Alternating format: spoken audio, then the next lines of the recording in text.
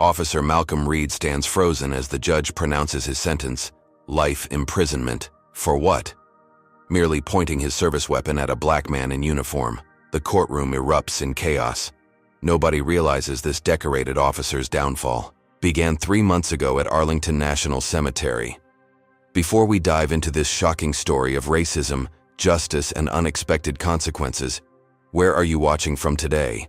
Drop your location in the comments below. If you believe in accountability for those who abuse their power, hit that like button right now and subscribe to stay updated on stories where justice is finally served. Now, let's rewind to see exactly how Officer Reed's life unraveled after one fateful day at a military funeral. Malcolm Reed adjusted his Virginia State Police uniform as he surveyed the gathering at Arlington National Cemetery. 15 years on the force had earned him multiple commendations and the respect of his fellow officers. What those commendations didn't show were the dozens of complaints from black motorists he'd pulled over without cause, the excessive force incidents that had been quietly buried, and the racial slurs he muttered when supervisors weren't around. Today's assignment seemed straightforward enough: provide security for the funeral of Sergeant Marcus Johnson, a black soldier killed in action overseas. The ceremony had drawn high-ranking military officials, politicians, and media attention. Reed scanned the crowd with practiced suspicion, his hand never far from his holster. "Quite a turnout for this one," remarked his partner for the day, Officer Kevin Sullivan. Reed nodded. "Just keep your eyes open. These big gatherings can attract all sorts." What Reed meant by all sorts became clear when his gaze locked onto a tall black man in a military dress uniform approaching the grieving family. Despite the man's immaculate appearance, the rows of ribbons and medals adorning his chest, and the stars on his shoulders, Reed's expression hardened. "Who's this guy?" Reed muttered, already moving toward the man with his hand on his holster. The man was Lieutenant General Thomas Washington, one of the highest-ranking black officers in the United States Army, with a 30-year career of distinguished service. Sergeant Johnson had served under his command, and Washington had personally requested to attend the funeral to honor his fallen soldier. As Washington approached the Johnson family to offer his condolences, Reed intercepted him, positioning himself between the general and the grieving relatives. "Sir, I need you to step back," Reed said, his voice unnecessarily loud. Washington looked at him with mild surprise. "I'm Lieutenant General Washington. I served with Sergeant Johnson and would like to speak with his family." Reed's eyes narrowed. He didn't even glance at the stars on Washington's shoulders. "I don't care who you claim to be. This is a restricted area." The funeral attendees nearby fell silent, watching the confrontation unfold. Mrs. Johnson, the sergeant's mother, looked up in confusion. "Officer, that's General Washington," she said. "He's expected here." Reed ignored her. Something had triggered in him, a combination of ingrained bias and authority complex that overrode rational thought. His hand moved to his service weapon, and in a fluid motion, he unholstered it and pointed it directly at Washington's chest. "On the ground now," Reed barked. A collective gasp rippled through the crowd. Several people immediately raised their phones, recording the unfolding scene. Washington remained perfectly still, his expression shifting from surprise to a controlled calm that came from decades of crisis management. "Officer, I am Lieutenant General Thomas Washington of the United States Army," he repeated slowly, and clearly. "I understand you're doing your job, but you are making a serious mistake. Please lower your weapon at a military funeral." Reed didn't budge. "I said on the ground, hands where I can see them." Several military personnel moved forward, but Washington subtly gestured for them to stay back. With the dignity that had carried him through war zones and Pentagon power struggles, he slowly raised his hands to shoulder height. "I will not get on the ground at the funeral of one of my soldiers," Washington said calmly. "I will comply with reasonable requests, but I will not be degraded at this sacred ceremony. I suggest you check my identification, which is in my breast pocket." The standoff lasted only 40 seconds, but to everyone present, it felt like hours. Finally, another police officer rushed over, took one look at Washington's uniform, and whispered urgently to Reed, "That's a fucking Lieutenant General, Malcolm, 3 stars, put your weapon down." Reed hesitated, then slowly lowered his gun. But even as he holstered it, he muttered under his breath, All looked the same to me, uniform or not. The slur was picked up by several nearby phones. Within an hour, video of the confrontation had spread across social media platforms. By evening, it was the lead story on national news networks. The footage was undeniable. A white police officer had drawn his weapon on a highly decorated black military officer at a funeral, with no provocation except the color of the general's skin. As Washington finally moved past Reed to console the Johnson family, the officer's face betrayed no remorse, only annoyance at being corrected. He had no idea that this moment would define the rest of his life, that millions of viewers would watch him embody America's ongoing struggle with racism in law enforcement, or that his actions would spark a case that would make legal history. For General Washington, the humiliation was profound but controlled. He had faced racism throughout his distinguished career, but never so publicly and never at gunpoint. As he spoke softly to Mrs. Johnson, apologizing for the disruption to her son's solemn ceremony, he made a decision. This time, the incident would not be brushed aside with an apology and sensitivity training. This time, there would be consequences. By nightfall, your racist cop and General Washington were trending nationwide. The Virginia State Police issued a hurried statement announcing Reed's suspension pending investigation, but the damage was done. The stark image of a white officer pointing his gun at a black general in full dress uniform had become an instant symbol of America's unresolved racial tensions, and Officer Malcolm Reed, driving home in stony silence that evening, still believed he had done nothing wrong. The Virginia State Police headquarters buzzed with crisis management activity. Commissioner Patricia Lawson paced her office, phone pressed to her ear, as the department's public relations team drafted their third statement in 24 hours. "I understand the optics, Governor," Lawson said, wincing at the term. This wasn't about optics. This was about an officer with 15 years of service threatening to shoot a 3-star general at a military funeral. Officer Reed has been suspended without pay pending a full investigation. Across town, Lieutenant General Thomas Washington sat in his Pentagon office, his aide-de-camp hovering nervously nearby as a parade of military brass and legal advisors flowed in and out. The chairman of the Joint Chiefs had personally called to express his outrage. The Secretary of Defense wanted a briefing, and now, the Judge Advocate General was suggesting Washington press charges. "With respect, sir, I don't see how pursuing this further helps our military readiness," Washington said, his voice steady despite his exhaustion. Brigadier General Melissa Chen, the JAG officer assigned to the case, leaned forward. "General, Washington, this isn't just about you. This is about every service member who wears the uniform. If a 3-star general can have a gun pulled on him while in full dress at Arlington, what message does that send to our troops?" Washington rubbed his temples. "And what message does it send if I use my rank to pursue special treatment?" "This isn't special treatment," Chen insisted. "This is holding someone accountable for a clear violation of your civil rights and an insult to the uniform." After 2 hours of discussion, Washington reluctantly agreed to press charges. The military would stand behind him, and the case would proceed. Meanwhile, Malcolm Reed sat in his living room, laptop open, scrolling through social media with increasing agitation. His wife Jessica watched him from the kitchen doorway, concern etched on her face. "They're making me out to be some kind of monster," Reed muttered. "I was doing my job, securing a high-profile event." "Malcolm," Jessica said carefully, "I saw the video. He was clearly a general."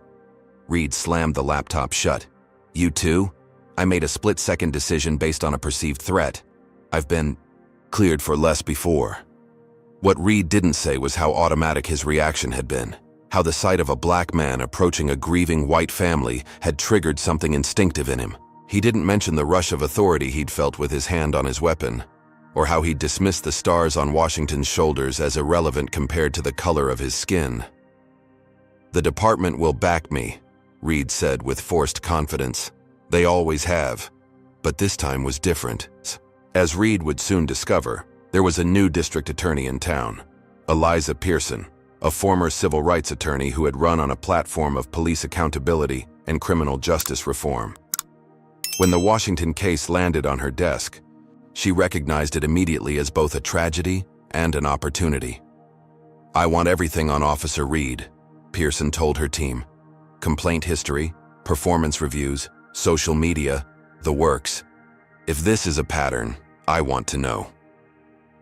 Officer Kevin Sullivan watched the case unfold with growing unease.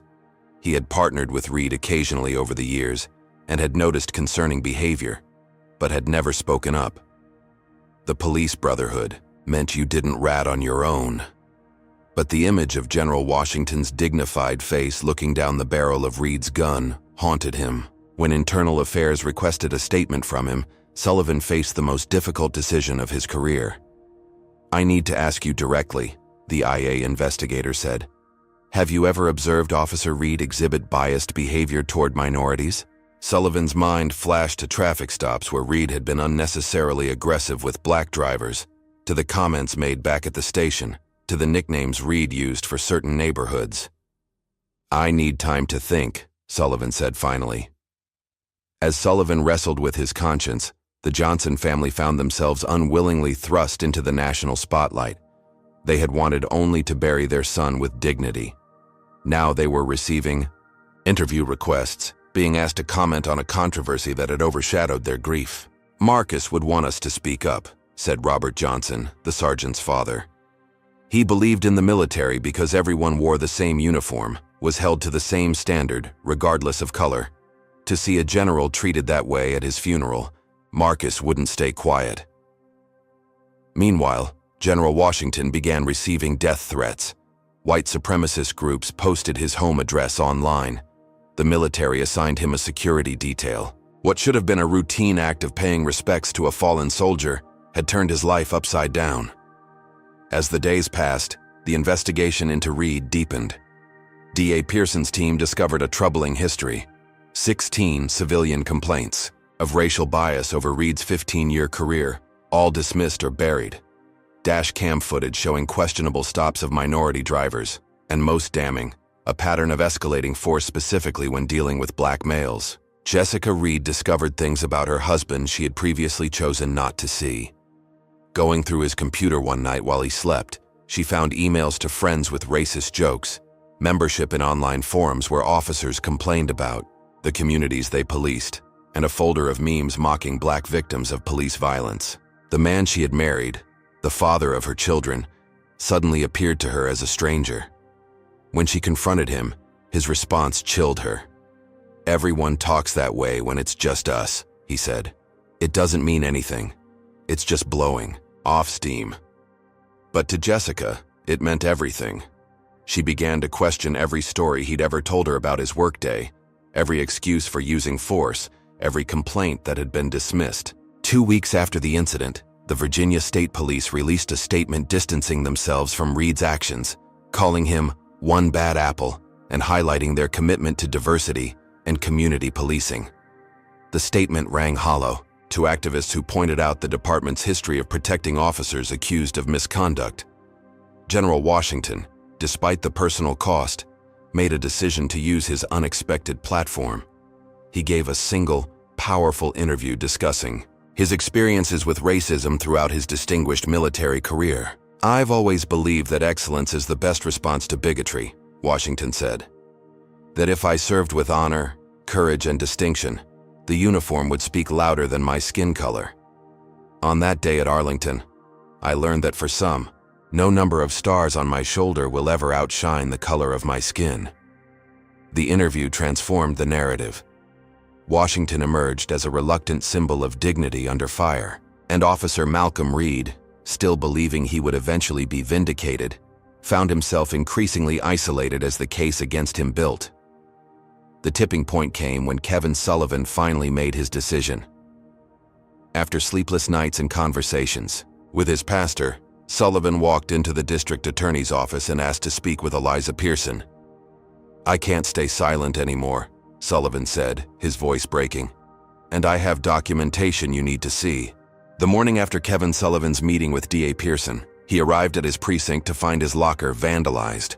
The word "rat" had been spray painted across it, and inside, his uniform had been soaked with what smelled like urine. As he stood there, fellow officers passed by without meeting his eyes. "You know what happens to rats, Sullivan?" Officer Briggs whispered as he passed. "They get exterminated."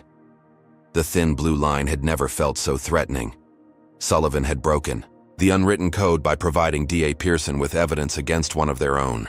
The documentation he'd brought her included personal notes he'd kept on Reed's behavior over the years, copies of civilian complaints that had mysteriously disappeared from official records, and recordings of Reed's racist comments made during patrol. Was betraying this brotherhood worth the personal cost? As Sullivan changed into a spare uniform in the bathroom, away from watchful eyes, he thought about Lieutenant General Washington and what that man had endured throughout his career. How many times had Washington faced discrimination in the military? How many promotions had he earned through excellence, only to have others whisper that it was affirmative action? What strength had it taken to rise to a position of such authority in an institution historically dominated by white men? The answer came in a detailed Washington Post profile that ran that same morning. The article traced Thomas Washington's journey from a housing project in South Chicago to the Pentagon. It described a young man who had secured an appointment to West Point through academic excellence, graduated near the top of his class, and then methodically risen through the ranks despite obstacles placed in his path.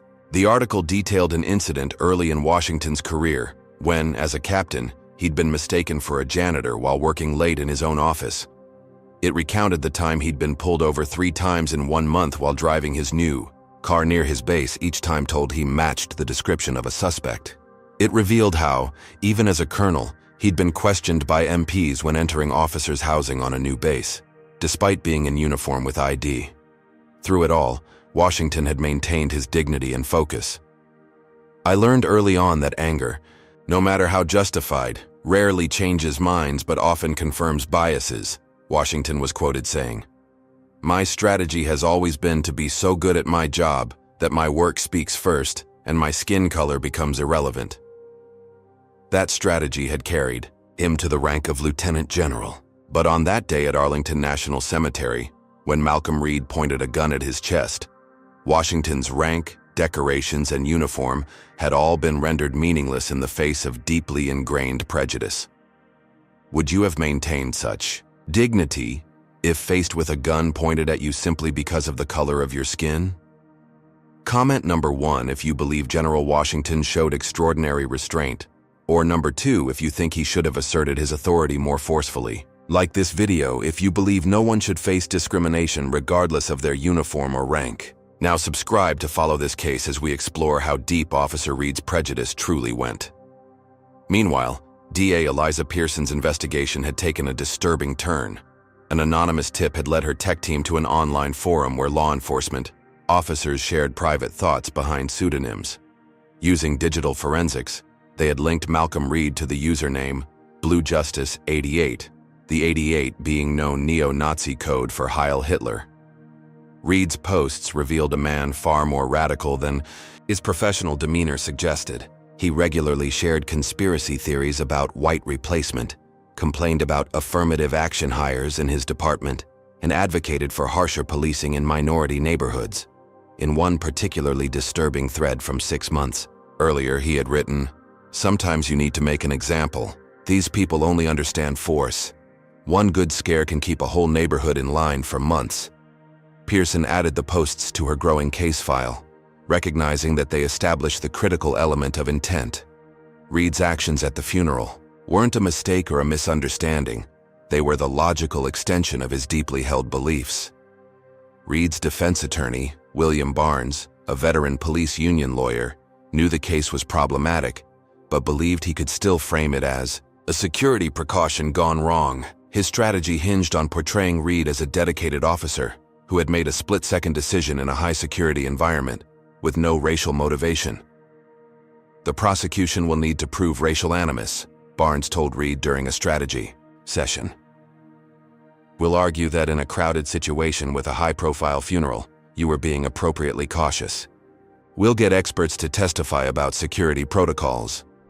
Reed nodded along, but his confidence was eroding.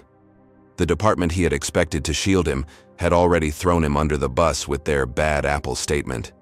His colleagues were distancing themselves.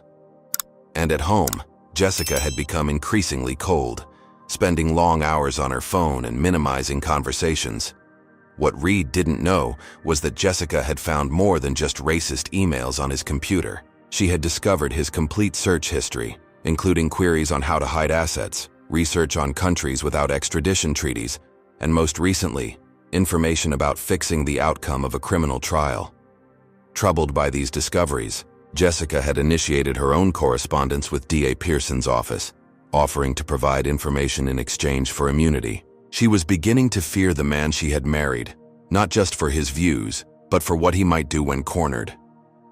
At the Pentagon, General Washington was trying to maintain his normal routine despite the circus surrounding him.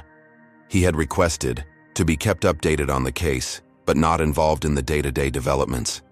His focus remained on his duties and on supporting the troops under his command. When he received a request to meet privately with the Johnson family, however, he immediately made time. The meeting took place at their home, away from cameras and reporters. "I wanted to apologize personally," Washington told them, sitting in their modest living room. "Your son deserved a peaceful ceremony honoring his service. Instead, my presence created a distraction from his memory."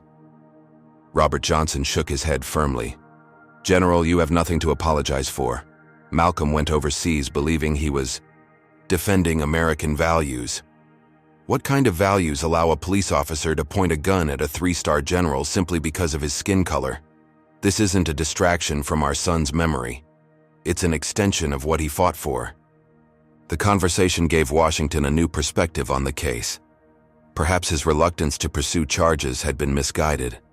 Perhaps this was precisely the battle he needed to fight, not for himself, but for every service member who deserved to be judged by their uniform and rank rather than their skin color.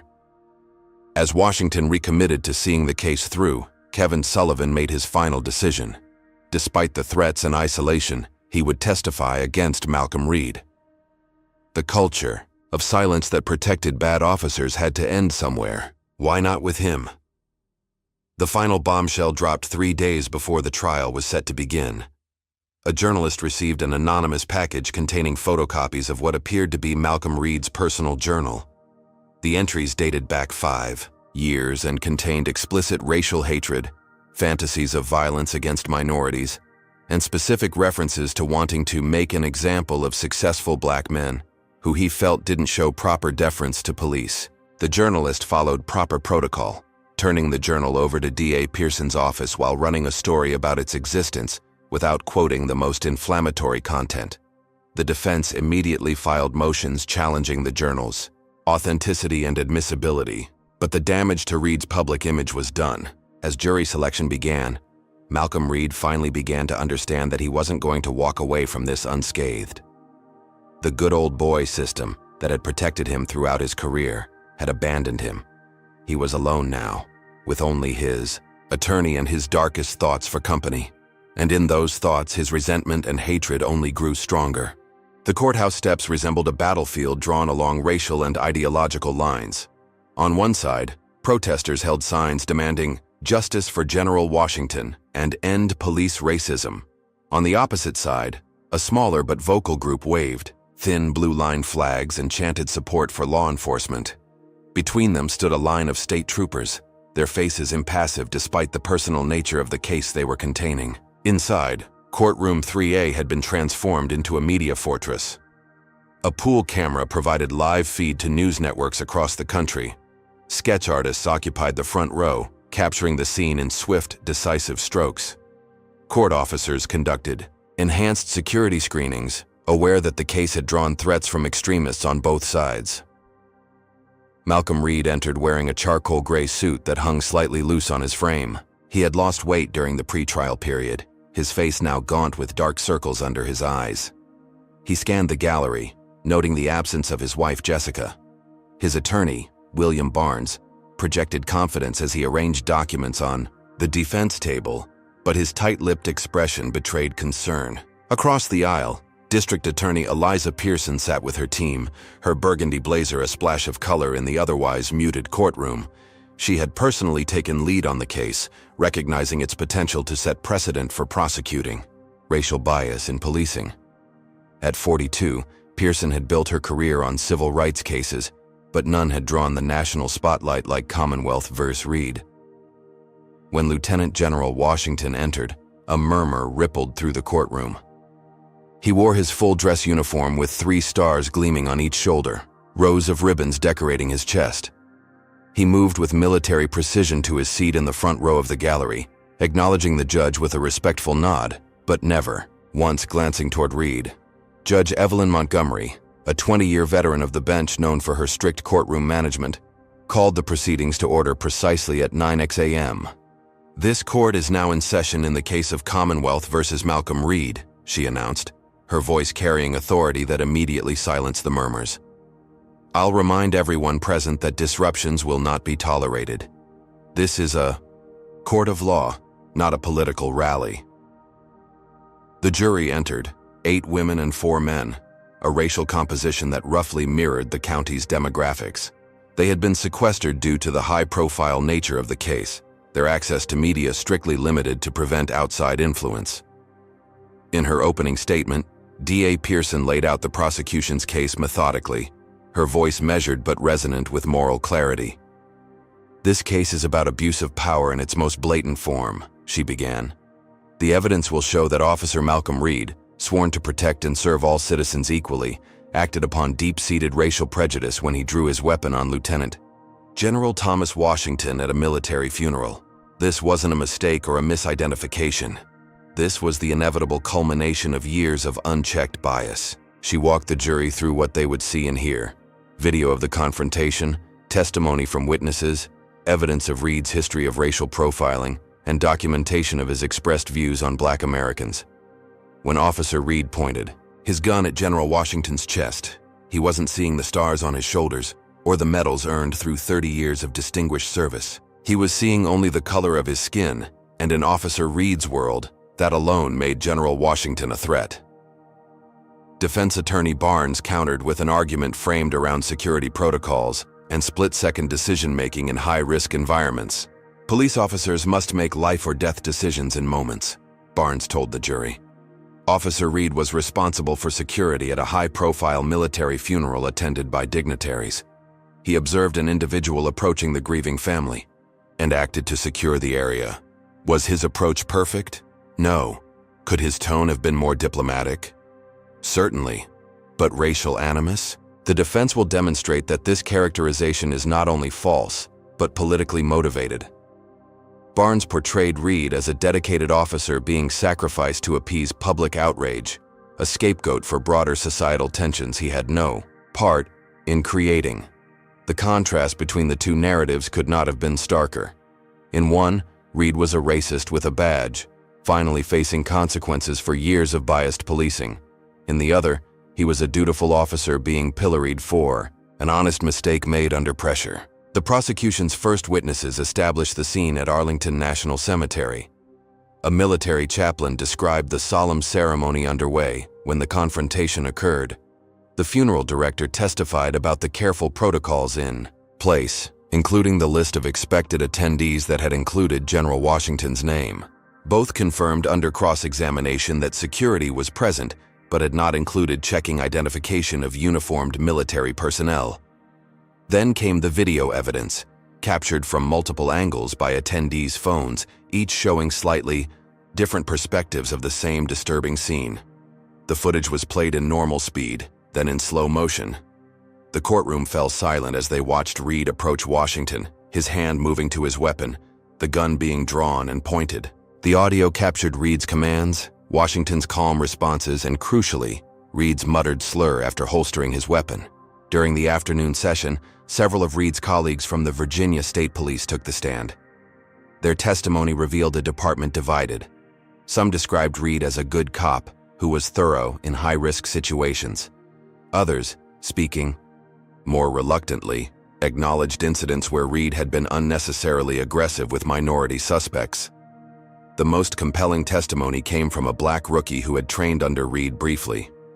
Officer Jamal Williams described how Reed had taken him aside during his first week.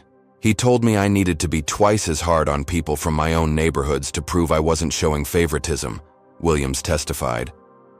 When I asked what he meant, he said, "Your people need to learn that a badge changes everything." It doesn't matter if you grew up on the same block. Once you wear blue, they need to fear you. Williams went on to describe how Reed had demonstrated control techniques specifically for use in minority neighborhoods, emphasizing intimidation, over-communication. The defense objected repeatedly to this line of testimony as prejudicial, but Judge Montgomery allowed it to continue, ruling it directly relevant to establishing pattern and mindset. By the end of the first day, the prosecution had established the basic facts of the confrontation and begun building their case for racial motivation.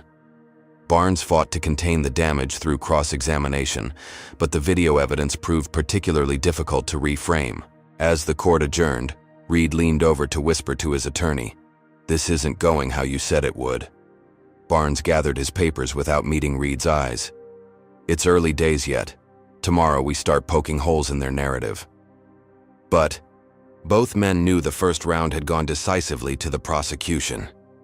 Outside the courthouse, the media dissected every moment of testimony. Legal analysts debated whether the prosecution was overreaching with hate crime enhancements or if the defense's security protocol argument could gain traction. Activists on both sides claimed the day's proceedings supported their positions. Lieutenant General Washington slipped out a side entrance, escorted by military police to a waiting SUV. He had maintained perfect composure throughout the day, his military bearing unbroken even during the most disturbing testimony. But alone in the vehicle's privacy, he finally allowed his shoulders to drop, the weight of the day settling on him fully. "General," his aide said quietly from the front seat.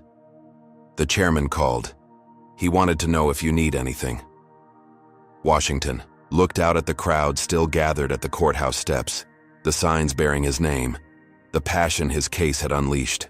"Tell him I need this to be about more than just me," Washington replied. "If we're going to go through this publicly, it needs to result in actual change." As the SUV pulled away, Malcolm Reed was led out a different exit in handcuffs, returned to detention for the night. Unlike the early days after his arrest, when he'd expected to post bail and return home, Reed had been remanded to custody when evidence suggested he might flee. Now he spent his nights in a cell, isolated from other prisoners for his own protection. The isolation gave him too much time to think about the case building against him, about Jessica's absence from the courtroom, about the future that seemed increasingly likely to include a significant prison sentence. His thoughts grew darker with each passing hour. In his cell that night, staring at the ceiling, Malcolm Reed made a decision. If the system he had served for 15 years was going to betray him, he would show no loyalty to it either. He would do whatever it took to save himself, regardless of the collateral damage. William Barnes arrived at the courthouse early, determined to recalibrate after the previous day's setbacks. His client, Malcolm Reed, had spent the night drafting notes for his defense, pages of justifications, explanations, and increasingly, names of others to implicate. Barnes reviewed the scrawled pages with growing concern. Reed's mental state was clearly deteriorating, his perspective becoming more distorted. "We need to change tack," Barnes told Reed in the conference room. "The video evidence is too damaging. To keep arguing this was standard procedure." Reed leaned forward, eyes bloodshot from another sleepless night. "So what's the new plan?" "PTSD, Barnes said flatly. "We argue that you've been suffering from undiagnosed post-traumatic stress disorder stemming from a shooting incident 3 years ago involving a black suspect." Reed frowned. "You mean the convenience store robbery? That was a clean shoot. The guy had a knife." "Exactly," Barnes nodded. "Legally justified but traumatic nonetheless. It explains hypervigilance, threat assessment errors, inappropriate reactions. It's not about racism. It's about an officer who needed help the department failed to provide." Reed considered this angle. It required him to appear vulnerable rather than authoritative, a significant shift from his self-image. But if it kept him out of prison... "Whatever works," Reed finally agreed. "But I'm not pleading guilty to anything." The strategy shift became apparent as soon as the day's proceedings began. Barnes called an expert witness, Dr. Eleanor Winters, a psychologist specializing in law enforcement trauma. "Officers experience cumulative stress that civilians simply cannot comprehend," Dr. Winters testified. Each potentially violent encounter activates the fight-or-flight response. Over time, this can fundamentally alter threat perception. D.A. Pearson's cross-examination was surgical. Dr. Winters, in your professional assessment, does PTSD typically cause someone to use racial slurs after an incident? No, that would not be a symptom of PTSD.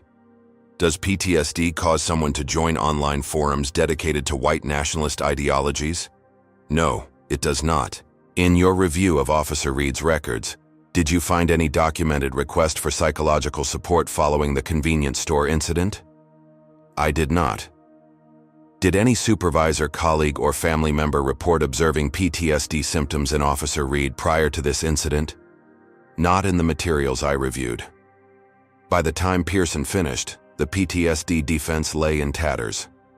Barnes shifted gears again, calling character witnesses, fellow officers who testified to Reed's professionalism, church members who spoke of his community involvement, even his former high school football coach who described him as a team player who respected authority. None of them, however, could directly address the central question: why had Reed drawn his weapon on a clearly uniformed military general? The pivotal moment came when Malcolm Reed himself took the stand. Barnes had prepared him extensively, coaching him to appear remorseful yet steadfast in his belief that he had been following proper procedure. Reed wore his full police dress uniform despite no longer being employed by the department, a visual reminder to the jury of his 15 years of service. He began with a prepared statement about his dedication to public safety and his regret over the unfortunate misunderstanding at Arlington National Cemetery. I observed an individual approaching the grieving family, Reed testified. In that moment, my focus was on protecting potential vulnerable targets. I didn't register the details of his uniform immediately. And the comment you made afterward, Barnes prompted. Reed looked appropriately ashamed. A regrettable lapse in professionalism caused by the stress of the situation. I apologize for any offense caused. Then came Pearson's cross-examination. She approached unhurriedly, carrying a tablet. Officer Reed, you testified that you didn't immediately register General Washington's uniform or rank. Is that correct? Yes, ma'am. In high-pressure situations, vision can narrow. Yet you were able to perceive him as a threat from the same distance. Interesting how selective this stress-induced vision impairment seems to be. Before Barnes could object, Pearson continued. Let's talk about your record. During your 15 years with Virginia State Police, you conducted approximately 8,000 traffic stops. My office analyzed the data. 67% of those stops involved black drivers, in a jurisdiction that is 22% black. Can you explain this discrepancy? Reed shifted uncomfortably. I go where the violations are. Indeed, Pearson nodded.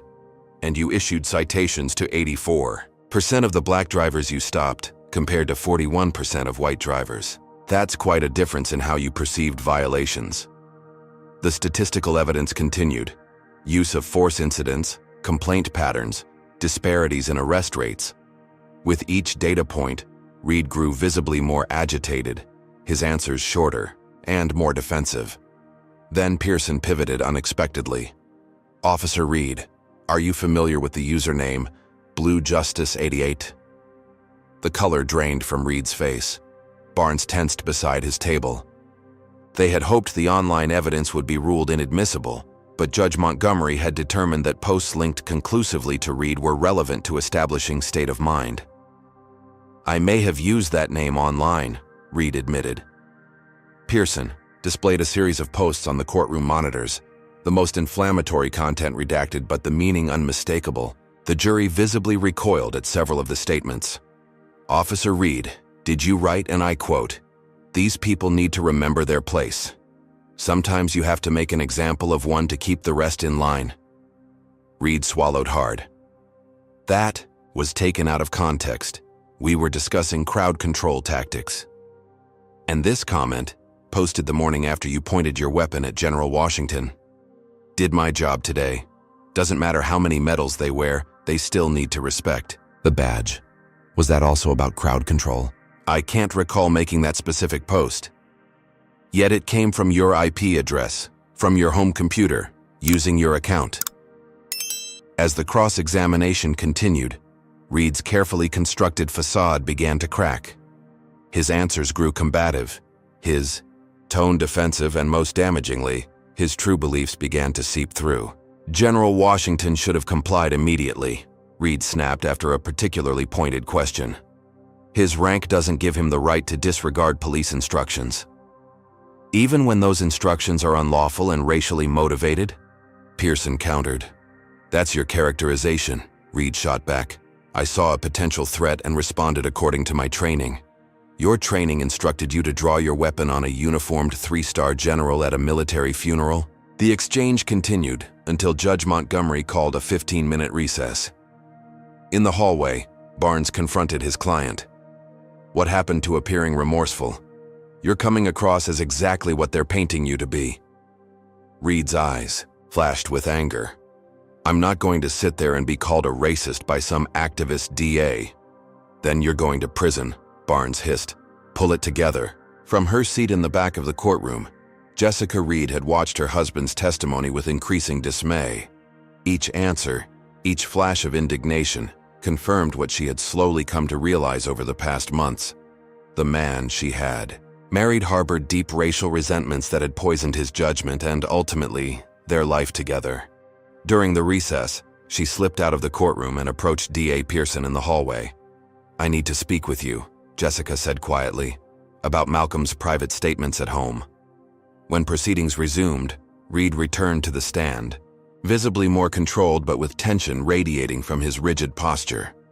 General Washington had returned to the courtroom as well, watching impassively as the man who had pointed a gun at him attempted to justify his actions. Barnes tried to redirect the testimony, guiding Reed through carefully rehearsed explanations about security procedures and threat assessment protocols. But the damage had been done. The jury had glimpsed the real Malcolm Reed, not the victim of stress or departmental failure, but a man whose actions at Arlington National Cemetery had been entirely consistent with his privately held beliefs. When Reed finally stepped down, he avoided making eye contact with anyone in the courtroom, including his own attorney. His uniform, which he had worn hoping to remind the jury of his service, now seemed like a costume, a symbol of authority he had abused rather than honored. The defense called General Washington to the stand next, hoping to extract admissions that might mitigate Reed's actions. Barnes approached the cross-examination with barely concealed desperation. General Washington, is it possible that from Officer Reed's perspective, your approach toward the grieving family might have appeared concerning if he didn't immediately recognize your rank? Washington answered with military precision. Officer, Reed had a clear line of sight in broad daylight. I was in full-dress uniform with insignia clearly visible from over 50 feet away. I was moving at a normal pace with no aggressive gestures. There was nothing about my approach that would trigger a reasonable security response. But in high-stress environments, details can be missed. Counsel, Washington interrupted calmly. I have commanded troops in actual combat zones. Arlington National Cemetery on a clear day is not a high-stress environment for a trained officer, unless that officer brings his own stress or bias to the situation. Barnes tried another angle. Did you identify yourself verbally before approaching the family? I had no reason to announce myself at a funeral where I was on the official attendance list and personally knew the family of the deceased. Officer, Reed intercepted me before I reached them, immediately escalating the situation without cause. Throughout the intense questioning, Washington maintained his composure, never raising his voice or showing frustration. His testimony carried the weight of his experience and rank, but also revealed something more personal: the practiced dignity of a black man who had navigated white-dominated institutions his entire career. In the gallery, the Johnson family watched with mixed emotions.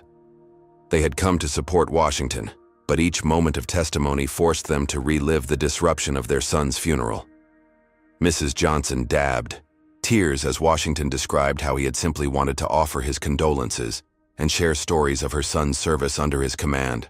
A moment of connection Reed had violently interrupted. The day's final witness was perhaps the most damaging to Reed's case. Kevin Sullivan took the stand despite visible nervousness, his former colleague's icy stare burning into him as he was sworn in. Officer Sullivan, how long did you work alongside Officer Reed? Pearson asked. Approximately 7 years, though, not as regular partners. We were assigned together for special events and occasional patrol shifts. During that time, did you ever observe Officer Reed treat minorities differently than white civilians? Sullivan paused, visibly struggling with his decision to break the blue code of silence. Yes, I did. Consistently. Could you provide specific examples? Sullivan described traffic stops where Reed had used unnecessary force with black drivers, instances where Reed had described minority neighborhoods as war zones and their residents as animals, and conversations where Reed had openly advocated for harsher treatment of black suspects to send a message. Did you ever report these concerns to supervisors? Sullivan looked down. Once, early on, I was told to mind my own business, that Reed got results. After that, I just tried to avoid being paired with him. I'm not proud of my silence. Barnes's cross-examination attacked Sullivan's credibility, portraying him as a disgruntled officer seeking attention. Isn't it true that you're testifying because you're hoping to gain favor with the new administration in the department? No, sir. I'm testifying because I can't stay silent anymore. What happened at that funeral wasn't an isolated incident or a mistake. It was the culmination of years of behavior that we all saw and ignored. I bear responsibility for not speaking up sooner. As the day's proceedings concluded, both legal teams recognized the dramatic shift in the case's momentum. What had begun as a shocking but potentially ambiguous incident had been revealed as the predictable action of an officer with a well-documented history of racial bias.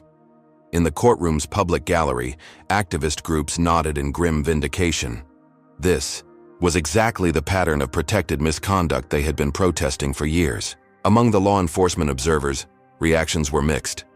Some saw Reed as an embarrassment to the badge. Others worried about the precedent his case might set for officer prosecutions. Reed himself was returned to detention, his requests for home confinement again denied due to concerning online searches discovered on his devices. As he was led away, he caught a glimpse of Jessica speaking quietly with someone from the prosecution team. The betrayal cut deep, adding personal humiliation to his professional disgrace. In her hotel room that evening, D.A. Pearson reviewed her notes for the next day's proceedings. The case was progressing even more strongly than she had anticipated. Reed's own testimony had reinforced their central argument, and Washington's dignified presence had created a powerful contrast to Reed's barely contained resentment. Tomorrow would bring more character witnesses and expert testimony, but the heart of the case had been established. Malcolm Reed hadn't made a mistake at Arlington National Cemetery. He had revealed his true self, and now he would face the consequences that had been deferred throughout his 15-year career. The courtroom fell silent as Jessica Reed took the witness stand. Her appearance had not been on the original witness list. D.A. Pearson had added her name only the previous evening after their hallway conversation. Malcolm Reed stared at his wife in disbelief, his face hardening as she was sworn in. Would you have come forward against a spouse if you discovered they harbored such deeply prejudiced views? Comment number 1 if you believe Jessica made the right moral choice, or number 2 if you think family loyalty should come first. Like this video if you believe standing up against racism requires courage, even when it's someone close to you. Subscribe to follow how this testimony changes the entire trajectory of the case. Mrs. Reed, Pearson began gently. How long have you been married to the defendant? 13 years this May, Jessica replied, her voice steady despite visible tension. She wore a simple navy dress, her blonde hair pulled back in a conservative bun, the picture of a law enforcement wife, except she was testifying for the prosecution. And during your marriage, did Officer Reed ever discuss his views on race? Jessica took a deep breath.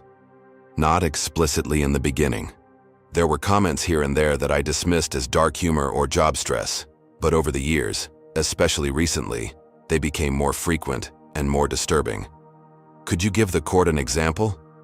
After the incident at Arlington, when the video first went viral, Malcolm was furious. That night he told me, I don't care if he has 3 stars or 30. These people need to understand that the uniform doesn't change what they are underneath. William Barnes immediately objected, arguing spousal privilege, but Pearson was prepared. Your Honor, Mrs. Reed has voluntarily waived spousal privilege in this matter, as documented in our filing this morning. Judge Montgomery overruled the objection, and Jessica continued, describing how Reed's language at home had grown increasingly derogatory toward minorities, particularly after controversial police shootings made national news. He would say things like, "They're making a martyr out of another thug," or if they just complied, they'd still be alive. When I would challenge him, he'd say, "I didn't understand what it was like on the streets." Mrs. Reed, in the weeks leading up to the Arlington incident, did you notice any change in your husband's behavior or statements? Jessica nodded. He had been spending more time online, on forums and chat groups. He became more vocal about what he called the changing demographics of our community. He specifically mentioned feeling angry when he saw successful black men, saying they were probably given advantages he never had. Reed shifted in his chair, whispering furiously to Barnes, who placed a restraining hand on his arm. The jury watched this interaction with careful attention. Did your husband ever specifically mention military personnel of color? Yes, Jessica said quietly. 2 weeks before the incident, we attended a community event where a black naval officer was the speaker. On the drive home, Malcolm said the military was lowering standards to appear diverse and that real warriors were being passed over for promotion to meet quotas. The testimony continued for nearly an hour, painting an intimate portrait of a man whose worldview was fundamentally shaped by racial resentment. Jessica described finding racist memes on Reed's computer, hearing him use slurs when he thought no one was listening, and watching him treat their own neighbors differently, based on race. During cross-examination, Barnes attempted to portray Jessica as a vindictive spouse, seeking leverage in a potential divorce. Isn't it true that you've consulted a divorce attorney, Mrs. Reed? Yes, after discovering the extent of Malcolm's views and his online searches about fleeing the country. So you stand to gain financially from his conviction? Jessica met Barnes's gaze directly. I would have been better off financially if none of this had happened, and we remained married. I'm testifying because living with the knowledge of what Malcolm did and why he did it was destroying me. The truth needed to come out. As Jessica stepped down, she looked briefly at her husband. Reed's expression had shifted from anger to something colder and more calculating. In that moment, the distance between them seemed far greater than the few feet of courtroom floor. The day's second bombshell came when DA Pearson introduced Reed's personal journal into evidence.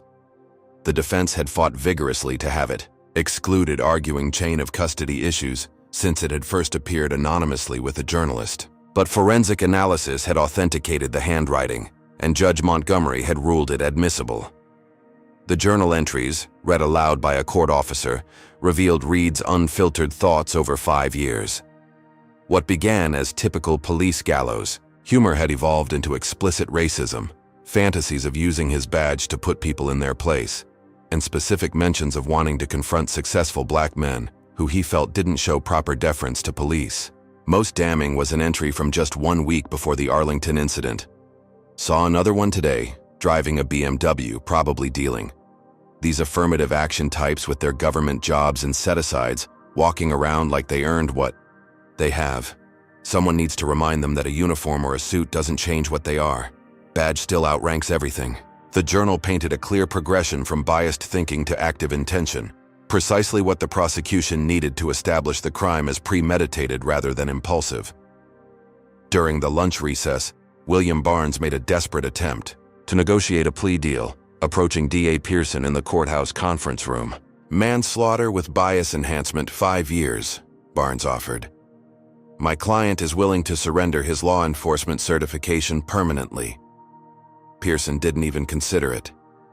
Your client pointed a loaded weapon at a 3-star general, in full uniform at a military funeral because of the color of his skin. He violated his oath, abused his authority, and showed zero remorse until faced with consequences. We're not offering a deal. When proceedings resumed, the prosecution rested its case. The defense, recognizing the overwhelming evidence against Reed, called just 2 final character witnesses before also resting, much earlier than expected. In closing arguments, Barnes emphasized Reed's years of service, the split-second nature of security decisions, and the absence of physical injury to General Washington.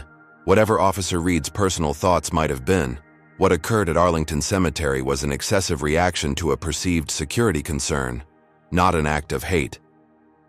D.A. Pearson's closing argument methodically connected all the evidence into a single narrative of bias, culminating in an unlawful act. Malcolm Reed didn't see Lieutenant General Thomas Washington that day at Arlington, she told the jury. He didn't see the 3 stars on his shoulders or the rows of medals on his chest. He didn't see a distinguished officer paying respects to a fallen soldier under his command. Malcolm Reed saw only the color of General Washington's skin and, because of his deep-seated prejudice, that alone made Washington a threat to be controlled at gunpoint. She walked the jury through the pattern of bias throughout Reed's career, the escalating nature of his private statements, and the public humiliation of a decorated military leader. This case is about more than one incident, Pearson concluded. It's about the trust we place in those who carry badges and guns in our name. Malcolm Reed violated that trust in the most sacred of places, on the hallowed ground where we lay, our heroes to rest. If his badge and gun gave him the power to threaten even a 3-star general based solely on race, then no one was safe from his prejudice. Justice demands accountability, not just for General Washington, but for all those who weren't wearing stars when they encountered Malcolm Reed. As the jury filed out to begin deliberations, the courtroom buzzed with speculation. Legal analysts predicted lengthy deliberations given the complexity of the case and the need to establish both action and intent. Instead, the jury returned after just 4 hours. The court clerk read the verdict. On the count of aggravated assault with a hate crime enhancement, we find the defendant, Malcolm Reed, guilty. The courtroom erupted. Reed stood motionless, his face draining of color as additional guilty verdicts were read for civil rights violations, making terroristic threats, and official misconduct. The combined charges carried a potential sentence of 25 years to life. Judge Montgomery ordered Reed remanded to custody pending sentencing. As officers approached to take him into custody, Reed finally lost the composure he had barely maintained throughout the trial. "This is a setup," he shouted, struggling against the officers. "You're destroying a good cop to please the mob." His outburst continued as he was led from the courtroom, his voice cracking with rage and disbelief. For many observers, Reed's final moments in court simply confirmed everything the prosecution had worked to establish. A man whose badge had concealed, but never controlled, his deep-seated racism. Outside the courthouse, reactions split predictably. Civil rights activists hailed the verdict as a landmark, while police unions issued statements about rush to judgment and implications for officer safety. Social media exploded with competing hashtags: Justice for Washington and Hawk or Stand with Reed. In the prosecutor's office, Eliza Pearson accepted congratulations from her team with measured enthusiasm. "This is one case," she reminded them. "The system that protected Reed for 15 years is still in place in departments across the country. The work continues." Lieutenant General Washington made no public statement after the verdict, returning to the Pentagon to resume his duties. His aide reported that the general's only comment was a quiet, "Justice served is justice for all who wear the uniform." For Kevin Sullivan, the verdict brought mixed emotions. His testimony had helped secure justice, but at the cost of his career. Already labeled a rat, he knew his days in law enforcement were effectively over. Yet watching Reed's facade finally shatter in court, Sullivan felt a weight lift that he hadn't even realized he'd been carrying, the burden of complicity through silence. And Jessica Reed, who had risked everything to testify against her husband, sat alone in her car in the courthouse parking garage, simultaneously devastated and relieved. The man she had married was gone, perhaps had never truly existed as she had imagined him. In his place was a stranger whose hatred had destroyed their life together. As she drove away from the courthouse, she wondered if coming forward had been an act of betrayal or the most loyal thing she could have done for the man Malcolm might have been without his hate. In his holding cell, Malcolm Reed paced like a caged animal, raging against everyone he blamed for his situation. Washington, Jessica, Sullivan, the media, the jury, society itself. Everything and everyone except the one person truly responsible, himself. The sentencing hearing for Malcolm Reed was scheduled for 3 weeks after the verdict, allowing time for victim impact statements and pre-sentencing investigations. During this period, the case continued to dominate national discourse, sparking debates about racial bias in policing, accountability mechanisms, and the culture that had protected Reed for 15 years. Reed remained in custody, isolated from other prisoners for his safety. The former officer who had once wielded authority over others now found himself stripped of all control, dependent on corrections officers for his most basic needs. The irony was not lost on him, though it bred resentment rather than reflection. His attorney, William Barnes, visited regularly, though their conversations grew increasingly strained. Reed blamed Barnes for the guilty verdict, accusing him of inadequate representation. Barnes reminded Reed that he had rejected plea deal opportunities and had undermined his own defense with his courtroom behavior. "You need to focus on sentencing now," Barnes advised during one visit. "Contrition goes a long way with Judge Montgomery. She can give you 25 years or life. That's a big difference." Reed stared at the table between them. "Contrition? For what? Doing my job?" "I'm not going to grovel," Barnes sighed. "Then prepare for the maximum." Meanwhile, Lieutenant General Washington returned to his Pentagon duties, attempting to minimize the disruption to his command. His carefully maintained professionalism couldn't completely shield him from the case's aftermath, however. He received hundreds of letters daily, most supportive, some containing threats explicit enough to warrant investigation. The military community had rallied around Washington. Service members of all ranks, particularly minorities, saw in his experience a validation of challenges they had faced.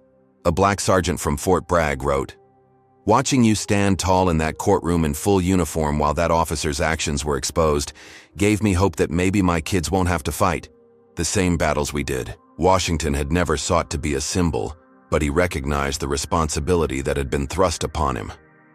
When the chairman of the Joint Chiefs suggested he use his unexpected platform, Washington agreed to give a single television interview, addressing police interactions with minority service members. "I've worn this uniform for 30 years, Washington said during the primetime broadcast. "I've commanded troops in combat, advised presidents on national security, and represented our country in diplomatic missions. Yet in civilian clothes, I've been pulled over 17 times in the past decade without a single citation issued. I've been followed in stores, questioned in my own neighborhood, and asked to produce extra ID at airports. The uniform temporarily changes how some people see me, but it doesn't change how they see us." The interview resonated powerfully, particularly his closing statement. "What happened to me at Arlington could have happened to any service member of color at any rank. The difference is that my stars meant the incident was recorded, publicized, and prosecuted. Justice shouldn't require stars on your shoulders." Public reaction to Washington's measured commentary largely split along predictable lines, but it prompted unprecedented conversations within both military and law enforcement communities about race and authority. For Kevin Sullivan, the aftermath of his testimony brought professional isolation but personal clarity. The day after the verdict, he submitted his resignation from the Virginia State Police. Fellow officers had made his position untenable, his locker vandalized daily, his calls for backup mysteriously delayed, his family receiving anonymous threats. Rather than seek another position in law enforcement, Sullivan began developing a training program addressing bias in policing. He connected with reform-minded departments interested in preventing another Malcolm Reed in their ranks. His insider perspective on how bias escalated unchecked made his program uniquely credible. "I stayed silent too long," Sullivan told a group of police cadets during a pilot session. "That silence made me complicit. Your badge gives you power, but that power comes with the responsibility to speak up when it's abused." The Johnson family, whose son's funeral had been the setting for Reed's confrontation with Washington, continued their private grieving complicated by public attention. They established a foundation in Marcus's name, dedicated to supporting minority service members and their families. Their dignified response to having their most vulnerable moment thrust into the national spotlight earned widespread respect. As the sentencing date approached, speculation grew about what punishment would fit Reed's crime. Legal experts noted that hate crime enhancements and the use of a firearm significantly increased the potential sentence, while Reed's prior service and lack of criminal history might be mitigating factors. The day before sentencing, Jessica Reed filed for divorce, citing irreconcilable differences. The filing made no mention of the criminal case, but the timing left little doubt about the connection. For Malcolm Reed, this final personal rejection compounded his sense of persecution and victimhood. When the sentencing hearing began, the courtroom was even more crowded than during the trial. Every seat was filled, with journalists standing along the walls. Judge Montgomery began by acknowledging the case's significance. "The matter before this court today has implications beyond the individuals directly involved," she noted. "When those entrusted with public authority abuse that trust, the damage extends to our institutions and the faith citizens place in them." The hearing proceeded with victim impact statements. Lieutenant General Washington spoke first. His testimony focused not on personal injury but on broader harm.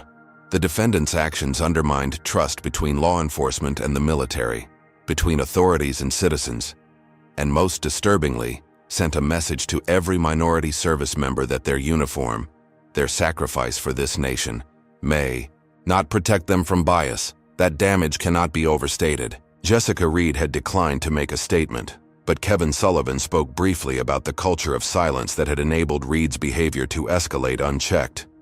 His actions at Arlington Cemetery didn't occur in isolation. They were the predictable result of years of unchallenged bias, protected by a system that prioritized loyalty over accountability. When Reed's turn came to address the court before sentencing, Barnes had prepared a statement expressing remorse and acknowledging poor judgment. Reed pushed it aside and rose to speak extemporaneously. "I stand before you today as a scapegoat," Reed began, his voice hard. "For 15 years, I put my life on the line daily in neighborhoods most people wouldn't drive through. I followed the training I was given. I made split-second decisions to protect the public." Judge Montgomery watched impassively as Reed continued, digging himself deeper with every sentence. "This case has never been about justice. It's been about politics, about appeasing activists, about making an example of someone who dared to put security above sensitivity. Would we be here if I had given General Washington a pass and he had turned out to be a threat? No. We'd be discussing dereliction of duty." Reed's lack of remorse was palpable, his resentment radiating through the courtroom. When he finally concluded, the silence was profound. Barnes closed his eyes briefly, knowing his client had sealed his fate.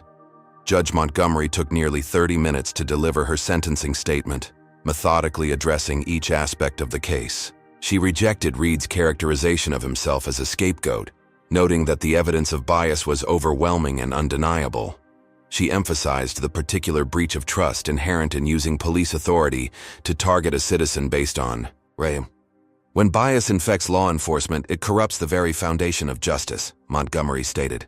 "Mr. Reed, you were entrusted with extraordinary power, the authority to detain, to use force, even to take life if necessary. That power came with the sacred responsibility to exercise it fairly and impartially." She paused, looking directly at Reed. "The evidence in this case demonstrates that you violated that trust repeatedly throughout your career, culminating in the unconscionable act of drawing your weapon on a distinguished military officer due solely to racial bias. Your actions at Arlington National Cemetery were not a momentary lapse in judgment, but the inevitable manifestation of deep-seated prejudice that you nurtured rather than confronted." The courtroom held its collective breath as Montgomery reached her conclusion. Taking into account the hate crime enhancement, the use of a deadly weapon, the abuse of official authority, and your complete lack of remorse, this court sentences you, Malcolm Reed, to life imprisonment with the possibility of parole after 25 years. The sentence exceeded even the prosecution's expectations. Reed's face contorted in shock, then rage. "This is a travesty," he shouted as officers moved to take him into custody. "You're destroying a good cop's life over political correctness." His outburst continued until he was removed from the courtroom, his voice echoing down the corridor. Many in attendance noted the irony, Reed's final moments in court had only confirmed the bias that had led to his conviction. Outside the courthouse, reactions to the sentence were predictably divided. Civil rights organizations hailed it as a landmark in police accountability, while police unions expressed concern about its severity and potential chilling effect on officer actions. Social media exploded with competing narratives about justice versus persecution. For Lieutenant General Washington, the sentence brought no satisfaction, only a solemn sense that accountability had been served. When asked for comment as he left the courthouse, he said simply, "Justice isn't about vengeance. It's about accountability. Today, the system worked as it should." In police departments across the country, the Reed case prompted uncomfortable conversations about bias, accountability, and the culture of silence that had protected him for years. Some departments implemented new training protocols and reporting mechanisms, while others circled the wagons, viewing Reed as a martyr to political pressure. The Virginia State Police faced particular scrutiny, with the Department of Justice launching an investigation into departmental practices. Internal Affairs reopened dozens of complaints against Reed that had previously been dismissed, reviewing each case for similar patterns of bias. Kevin Sullivan's training program gained national attention, with departments from several states requesting his input on identifying and addressing bias within their ranks. Though still viewed as a traitor by many former colleagues, Sullivan found a new purpose in transforming his regret into reform. Jessica Reed changed her name and relocated, seeking anonymity after her testimony made her a target for both sides of the polarized debate. She began speaking privately with support groups for families of officers, helping others recognize warning signs she had missed or denied in her own marriage. And Malcolm Reed entered the prison system not as an officer who had arrested countless offenders, but as inmate number 458732, beginning a sentence that would likely consume the remainder of his productive years. Within the prison hierarchy, his former profession made him a marked man, requiring protective custody that further isolated him with his bitterness and denial. The case that had begun with a momentary confrontation at a military funeral had exposed deep fissures in American society, challenging assumptions about authority, race, and justice. What remained to be seen was whether the verdict and sentence would represent a turning point or merely a momentary reckoning in the ongoing struggle for equal justice under law. The sentencing hearing's conclusion didn't mark the end of the case's impact, but rather the beginning of a broader reckoning. In the weeks that followed, ripple effects spread through institutions, communities, and individual lives connected to the proceedings. The Johnson family, who had lost their son Marcus in service overseas only to have his funeral marred by Reed's actions, attended the sentencing hearing with mixed emotions. Afterward, Robert Johnson spoke briefly to reporters. "Our son believed in an America where everyone is judged by their character, not their color," he said, his wife nodding beside him. "Today's sentence doesn't bring Marcus back, but perhaps it means other families won't experience what we did. That would honor our son's memory." The Army posthumously awarded Sergeant Marcus Johnson the Soldier's Medal for his previously classified actions saving fellow service members during his final mission. Lieutenant General Washington personally presented the medal to the Johnson family in a private ceremony, finally providing the dignified recognition their son's sacrifice deserved. During the sentencing hearing, victim impact statements had created some of the most powerful moments in the case. Lieutenant General Washington's statement had been measured and statesmanlike, focused on institutional harm rather than personal grievance. But in its precision and restraint, it carried unusual weight. "The defendant's actions that day at Arlington did more than threaten me personally," Washington had testified. "They undermined the covenant between those who serve in uniform and the society they protect. When a police officer points a weapon at a military officer based solely on race, it creates a fracture in the foundation of mutual respect our institutions require to function." Washington continued, his voice steady but resonant with conviction. "Every minority service member watching this case unfold has asked themselves the same question. If a three-star general can be treated this way while in full-dress uniform, what protection does my service offer me? That uncertainty damages military morale, recruitment, and the sense of belonging essential to effective service." Washington concluded with a statement that would be quoted in military academies and police training programs for years to come. Justice in this case isn't about retribution for one incident, but restoration of the principle that those who enforce our laws and those who defend our nation share a common commitment to the constitutional rights of every citizen, regardless of race. Reed had followed Washington's statement with his own address to the court, an unrepentant declaration of persecution that Judge Montgomery referenced specifically in her sentencing decision. The defendant's statement today demonstrates not only a complete lack of remorse, but a fundamental misunderstanding of the responsibilities and limitations of police authority in a constitutional democracy. The judge's sentencing speech became required reading in law schools and police academies, particularly her conclusion. When bias infects law enforcement, it corrodes the very foundation of justice. The sentence in this case reflects not only the severity of the specific act, but the betrayal of the extraordinary trust placed in those who wear the badge. Malcolm Reed began serving his life sentence at Northern State Maximum Security Facility, placed in protective custody due to his former profession. His first weeks in prison were marked by rage and denial, his interactions with corrections officers hostile and confrontational. He filed an immediate appeal, claiming judicial bias, ineffective counsel, and media influence on the jury. William Barnes withdrew as Reed's attorney after the sentencing, citing irreconcilable differences with his client. The police union, which had funded Reed's defense, also distanced itself following his courtroom behavior, issuing a statement that, while we support due process for all officers, we cannot condone or defend the sentiments expressed by the defendant. Reed's isolation was both physical and social. Former colleagues stopped accepting his calls. Online supporters who had championed him during the trial gradually drifted away as the full evidence of his racism became public. Jessica's divorce proceeding moved forward without contest, their assets divided, their shared life dismantled. For Jessica Reed, the aftermath brought both liberation and loss. Free from the shadow of Malcolm's prejudice, she began rebuilding her identity and relationships. She made a private visit to General Washington's office at the Pentagon, requesting a brief meeting. "I wanted to apologize personally," she told Washington. "I lived with Malcolm for 13 years and failed to recognize or admitted to deny who he truly was. My silence enabled him." Washington received her with characteristic dignity.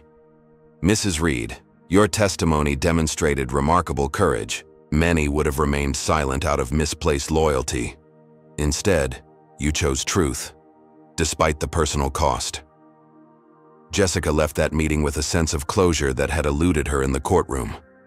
Washington had offered neither facile forgiveness nor continued blame, but rather acknowledgement of her difficult choice and its importance to justice being served. Washington himself continued his military duties while using his platform thoughtfully. The Pentagon assigned him to lead a new initiative examining racial equity within military advancement, reporting directly to the Secretary of Defense. His handling of the Reed case, maintaining composure under literal gunpoint and throughout a highly public trial, had only enhanced his already distinguished reputation. Kevin Sullivan's post-police career took unexpected turns. Initially ostracized as a rat cop, he found new purpose developing training programs addressing bias in policing. Departments nationwide, anxious to avoid another Reed case, sought his expertise on identifying warning signs and building accountability systems. Sullivan partnered with civil rights organizations and progressive police leaders to create a curriculum that became standard training in several states. "I spent years watching Reed's behavior escalate, saying nothing because of misplaced loyalty," Sullivan told a class of police cadets. "That silence made me complicit. Your most important duty isn't to protect other officers. It's to protect the integrity of the badge you'll wear." The Virginia State Police faced a Department of Justice investigation into systemic issues that had allowed Reed's behavior to continue unchecked for 15 years. The inquiry revealed a pattern of dismissed complaints against multiple officers, inadequate supervision, and a culture that prioritized protecting officers over addressing misconduct. Commissioner Patricia Lawson, who had initially tried to frame Reed as one bad apple, resigned under pressure when internal emails revealed she had personally intervened to halt previous investigations into his conduct. Her replacement, a veteran officer with a reputation for integrity, implemented sweeping reforms including body cameras, civilian oversight, and mandatory bias training for all personnel. The Johnson family established the Sergeant Marcus Johnson Foundation for Racial Justice in Policing and Military Service. The foundation provided scholarships for minority youth entering service academies or criminal justice programs, sponsored research on bias in authority institutions, and supported the families of fallen service members. What had begun in grief had transformed into a force for positive change, giving the Johnsons purpose amid their ongoing loss. Robert Johnson often spoke about this transformation at foundation events. "When we lost Marcus, we thought our story had ended," he would say. "When his funeral was disrupted, we thought our dignity had been stolen. But through this foundation, Marcus's story continues, and its meaning grows deeper with each life we touch."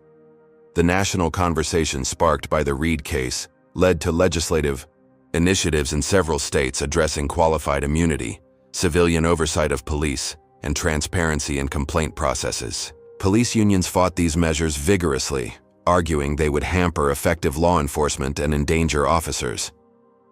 The resulting debates were heated but substantive, forcing communities to confront difficult questions about accountability and authority.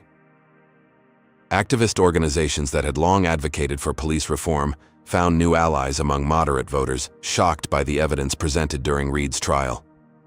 The video of a uniformed three-star general being held at gunpoint had reached audiences who had previously dismissed concerns about racial bias in policing as exaggerated. The Reed case created a watershed moment, explained Dr. Ayanna Wilson, a sociology professor specializing in criminal justice reform. When someone with General Washington's credentials faces such blatant discrimination, it becomes harder for skeptics to dismiss bias as perception rather than reality. 6 months after Reed's sentencing, the appeals process began. His new attorney, Clifford Bennett, a specialist in law enforcement cases, argued before the appellate court that prejudicial pretrial publicity had made a fair trial impossible. He particularly contested the admissibility of Reed's personal, journal, and online posts, claiming they represented protected speech unrelated to his professional actions. The three-judge panel questioned Bennett aggressively about these claims. "Your client wasn't convicted for holding repugnant views," noted Judge Eleanor Simmons. "He was convicted for acting on those views while wielding state authority and a service weapon. Are you suggesting the First Amendment protects biased execution of police power?" The appeal was denied in a unanimous ruling that upheld both the conviction and sentence. The written opinion specifically cited Reed's complete lack of remorse and fundamental misunderstanding of constitutional constraints on police authority as factors justifying the original sentence. Reed received the news of his failed appeal in his protective custody cell. For the first time, the reality of his situation began to penetrate his defensive rage. 25 years before parole eligibility.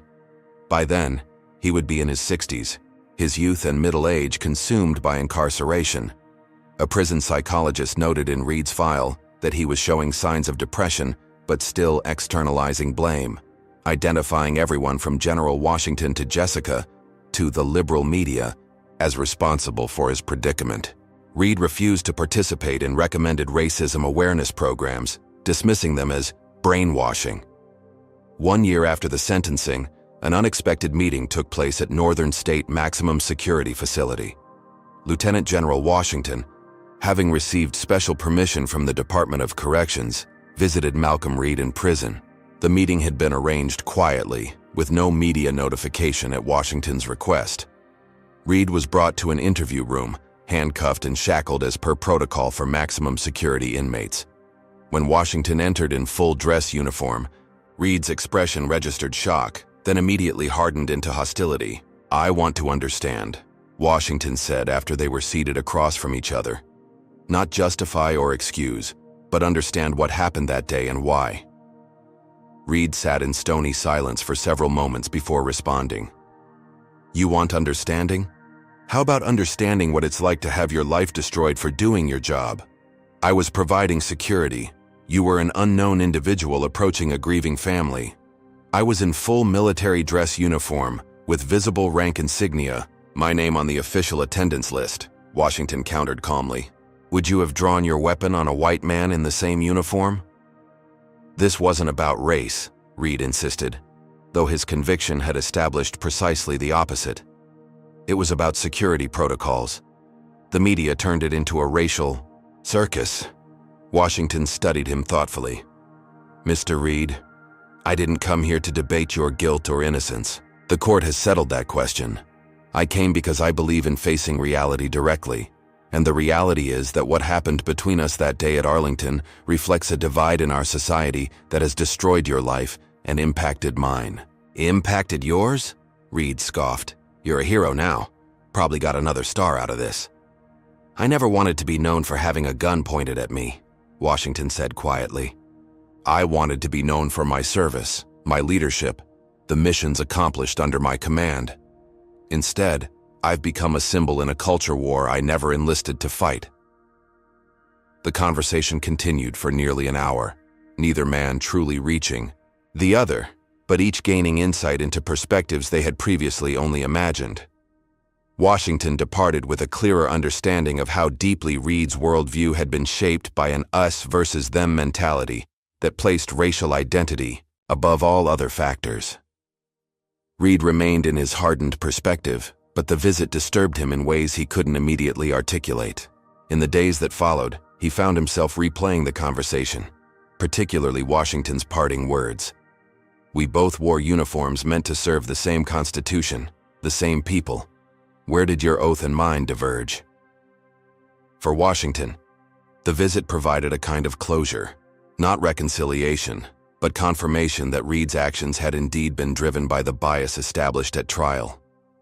He had harbored a small hope that Reed might have developed some insight during his incarceration, some recognition of the damage his prejudice had caused. Instead, he found a man still imprisoned by his biases even more than by his cell. As the one-year mark of the verdict passed, the case's legacy continued to evolve. The Virginia State Police had implemented comprehensive reforms, including enhanced bias training, civilian oversight boards, and streamlined complaint procedures. The Reed regulations, as they became known informally, were being adopted by departments nationwide. Kevin Sullivan's training program had expanded into a national consultancy, working with both police departments and community organizations to bridge divides and develop accountability systems. The blue wall of silence that had initially ostracized him had begun to crack, with more officers recognizing that true loyalty to the badge meant upholding its integrity, not protecting its abuses.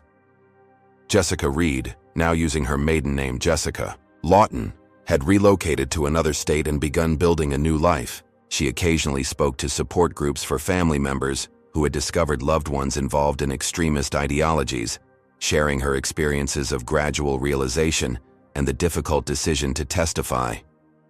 The hardest part wasn't facing Malcolm in court, she told one group. It was facing myself and acknowledging how much I had chosen not to see over the years. There were so many warning signs, so many moments when I could have spoken up or left. That burden of complicity is something I still carry. Lieutenant General Washington received his 4th star, promoted to full general in recognition of his distinguished service record and leadership of the military's equity initiatives. At the promotion ceremony, he acknowledged the Reed case, briefly but powerfully. The uniform I wear represents not just military authority, but a commitment to constitutional principles, including equal protection under law, Washington said. That commitment transcends rank, race, or personal experience. It's a covenant with every American citizen, one I'm proud to uphold with this 4th star, as I was with none. The most profound and lasting impacts of the case played out in quiet, individual reckonings, police officers examining their own biases and practices, military personnel reflecting on their experiences within and outside their uniforms, citizens considering the social contract between those granted authority and those subject to it.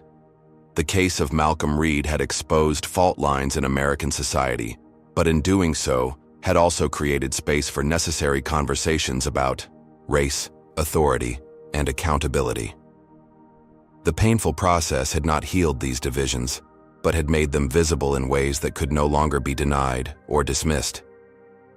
And in a maximum security cell, Malcolm Reed continued serving his sentence, still viewing himself as a victim of political correctness rather than the perpetrator of bias-motivated assault.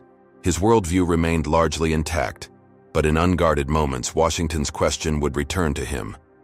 Where did your oath and mine diverge? It was a question without a comfortable answer, especially in the solitude of a cell where external targets for blame grew increasingly insufficient to explain the ruins of his life. C still trumps all other factors. 5 years after the landmark conviction of Malcolm Reed, Lieutenant General Thomas Washington, now General Washington, drove through the gates of Northern State Maximum Security Facility on a crisp autumn morning.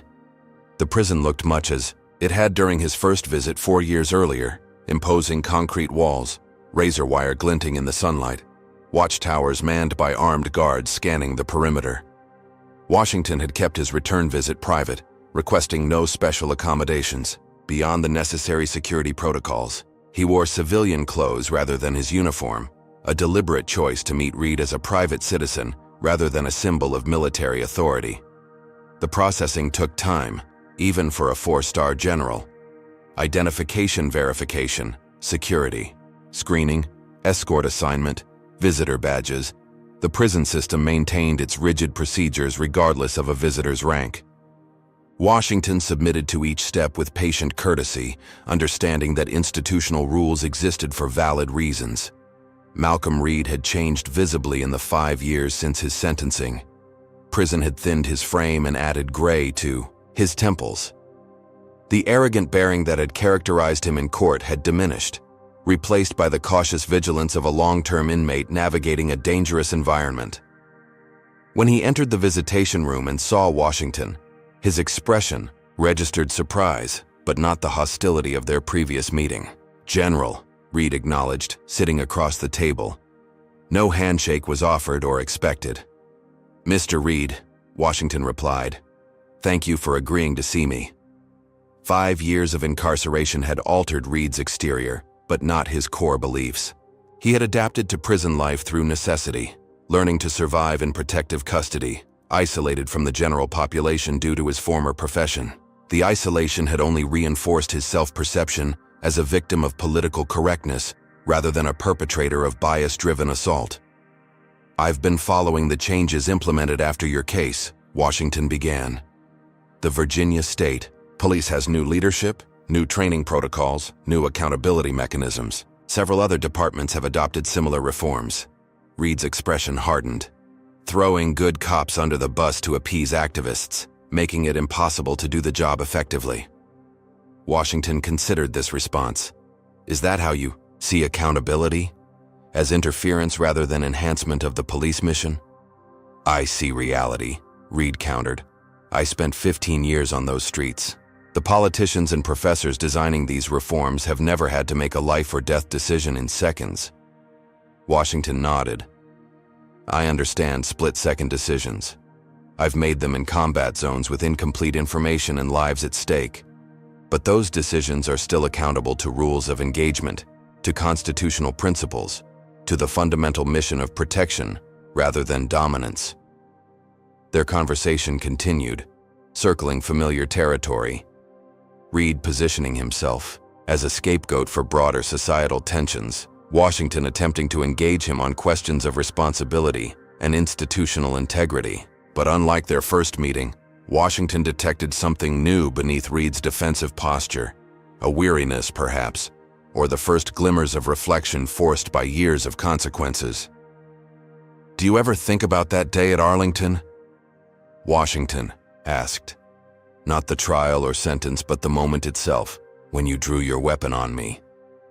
Reed was silent for a long moment. "I think about how differently things would have gone if I'd recognized your rank immediately," he finally said. "If I'd seen the stars first instead of—" He stopped abruptly. "Instead of my race?" Washington finished quietly. Reed didn't confirm this directly, but his lack of denial was itself significant, the closest he had come to acknowledging the racial motivation established at trial.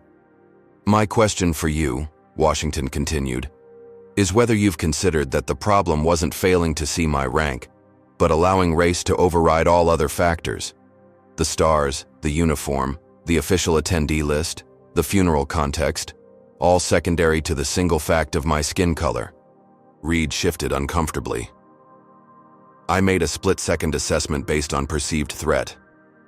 And that perception was fundamentally shaped by bias, Washington said, not accusingly, but matter-of-factly.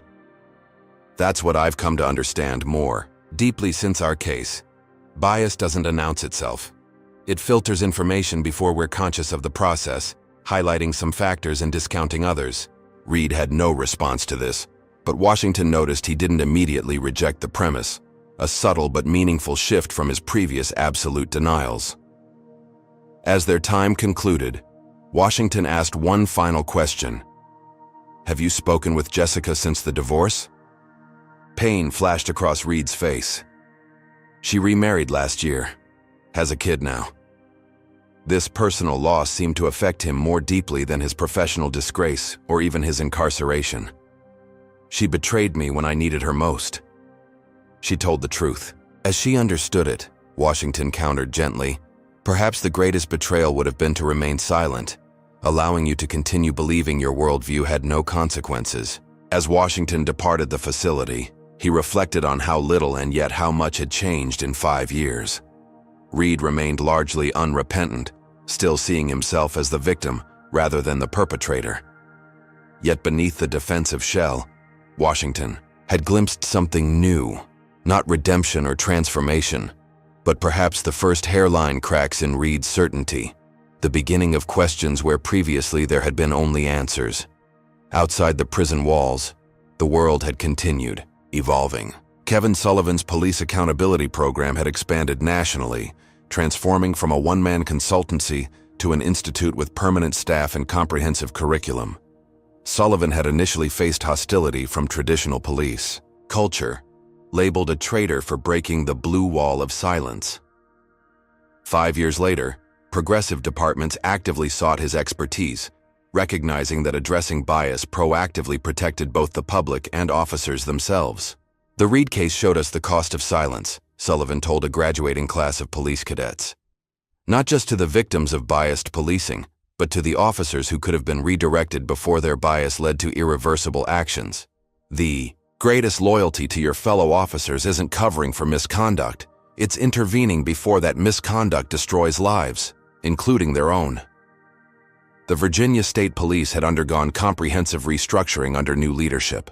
Commissioner Gabrielle Ramirez, appointed after the Department of Justice investigation revealed systemic failures in the department's accountability systems, had implemented what became known nationally as the Washington Protocol, a comprehensive approach to identifying and addressing potential bias in officer conduct before it escalated to Reed's level. We track complaint patterns, review body camera footage algorithmically for concerning language or behavior, and provide early intervention for officers showing warning signs, Ramirez explained at a national law enforcement conference. The goal isn't punishment but course correction, identifying bias before it becomes entrenched behavior. The program had met initial resistance but gradually gained acceptance as results emerged. Fewer civilian complaints, reduced use of force, incidents, and improved community relations.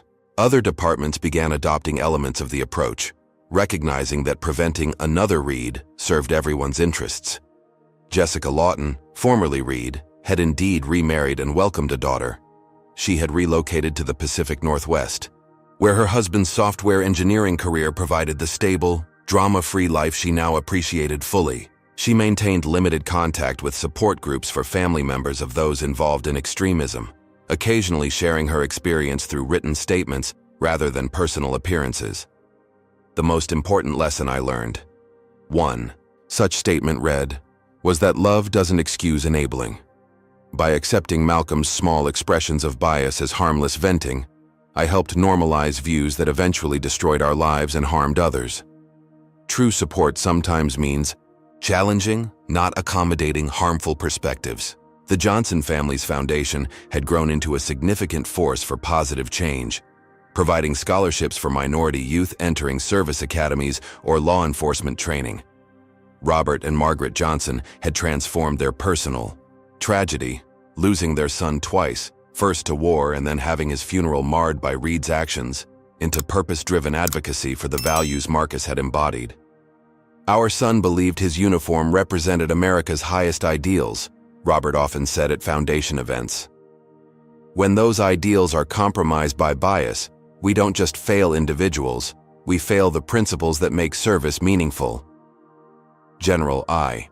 Washington's career had continued its distinguished trajectory. His promotion to 4-star general had been followed by appointment as Army Chief of Staff, making him one of the highest-ranking military officials in the nation. Throughout his advancement, he had maintained the dignified professionalism that had characterized his response to Reed's assault, neither forgetting the incident nor allowing it to define him. Under Washington's leadership, the military had implemented enhanced training, addressing racial dynamics within the ranks and between military personnel and civilian authorities. The training used the Arlington incident as a case study, examining how bias had overridden Reed's perception of Washington's rank and authority. "The uniform should speak before the skin color," Washington told officer candidates. "That principle applies both within our ranks and in our interactions with civilian authorities. The Constitution we all serve makes no distinctions based on race, and neither should those sworn to protect it." The broader societal impact of the Reed case continued evolving, neither as transformative as reformers had hoped, nor as faded as skeptics had predicted.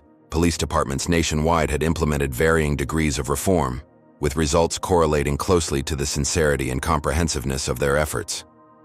Departments that had approached changes as obligatory public relations measures saw little improvement, while those that embraced meaningful accountability demonstrated significant positive outcomes. Public discourse around policing had shifted subtly but meaningfully. The Reed case had provided an unusually clear example of bias overriding professional judgment, difficult to dismiss as ambiguous or justified. The image of a decorated black general in full-dress uniform being held at gunpoint at a military funeral had reached audiences previously insulated from or skeptical about claims of racial bias in policing. What made the Reed case so powerful, noted civil rights attorney Marcus Huang, was that it eliminated the usual excuses. Washington wasn't resisting, wasn't in a high-crime area, wasn't matching any suspect description. He was a 3-star general in full uniform at Arlington National Cemetery. Reed's actions stripped away every rationalization except the truth, that for some officers, race trumps all other factors in threat assessment.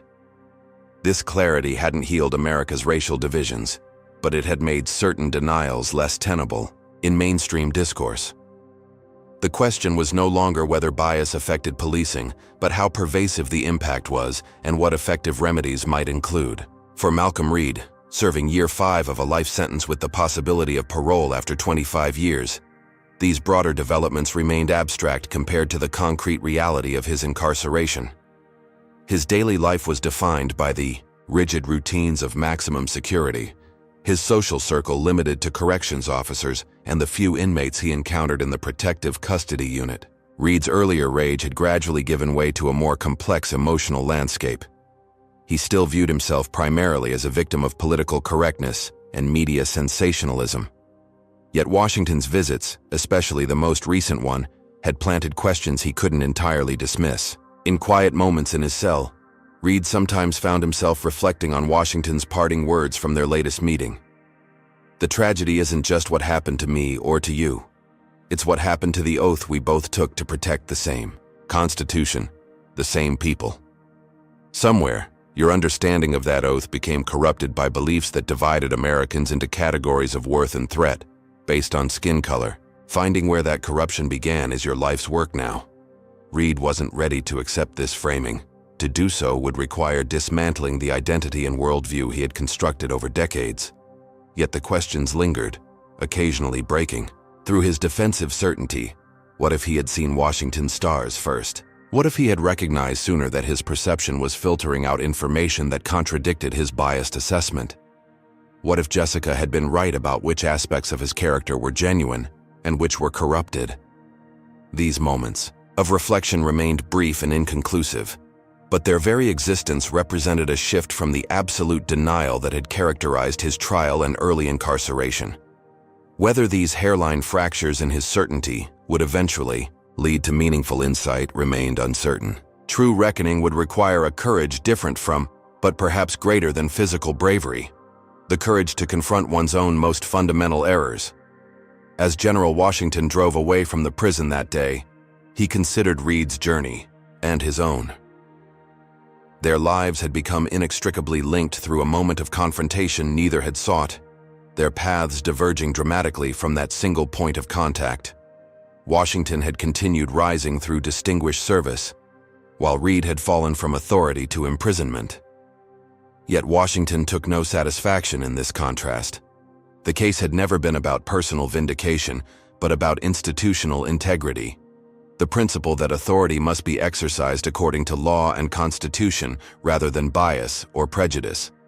Reed's sentence represented not victory, but necessity, the difficult essential work of holding power accountable when it violated its foundational trust. What would constitute true justice in this case? Not Reed's continued suffering, Washington reflected, but genuine transformation. Reed finally recognizing how bias had corrupted his oath and actions. Such recognition might not change Reed's circumstances, but it would restore integrity to the principles both men had sworn to uphold from opposite sides of the law enforcement and military divide. Whether Reed would ever reach that recognition remained uncertain, but the systems that had enabled him were being transformed through the painful lessons of his case. New officers were being trained differently. Warning signs were being identified earlier. Accountability mechanisms were being strengthened. The blue wall of silence had developed cracks that let in the disinfecting light of scrutiny. This systemic change, Washington concluded, might be the most meaningful justice of all, ensuring that future Malcolm Reeds were redirected before bias corrupted their authority. That future Thomas Washingtons wouldn't face guns drawn based on skin color, and that the trust between citizens and those entrusted with authority continued the difficult but essential process of repair. As Washington's car passed through the prison gates, returning him to freedom while Reed remained confined, he reflected on the journey they had shared and the divergent roads that lay ahead. Reed's path to potential redemption would be long and uncertain, requiring a courage he might never find. Washington's path would continue in service, his experience at Arlington informing but not defining his ongoing mission to embody the highest ideals of the Constitution he had sworn to defend. The general offered a single silent wish for the man who had once pointed a gun at his chest. Not freedom from consequences, but freedom from the prison of bias that had led to those consequences. The harder but more meaningful liberation that might yet lie within Reed's reach. The Johnson family established the Sergeant Marcus Johnson Foundation for Racial Justice in Policing and Military Service.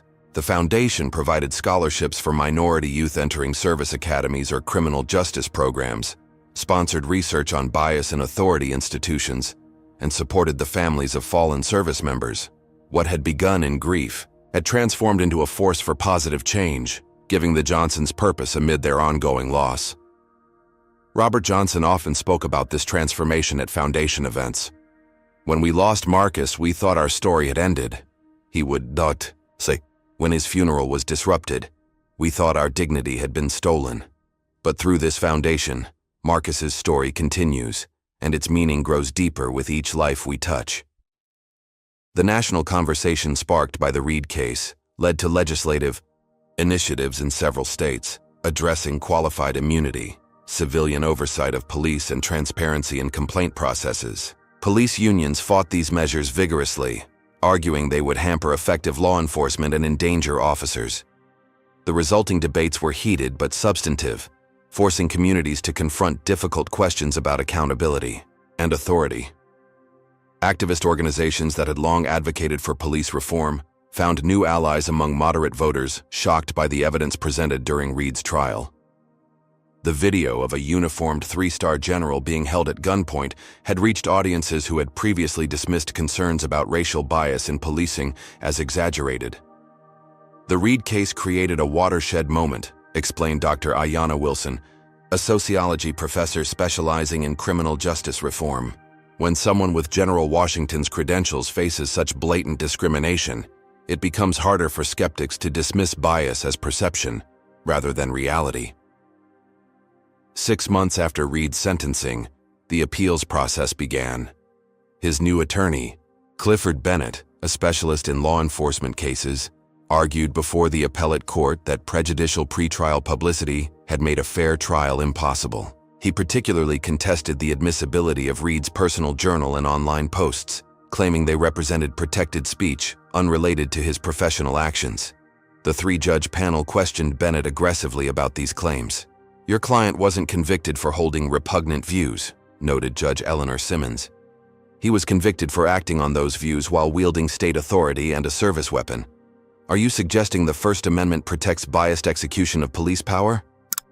The appeal was denied in a unanimous ruling that upheld both the conviction and sentence.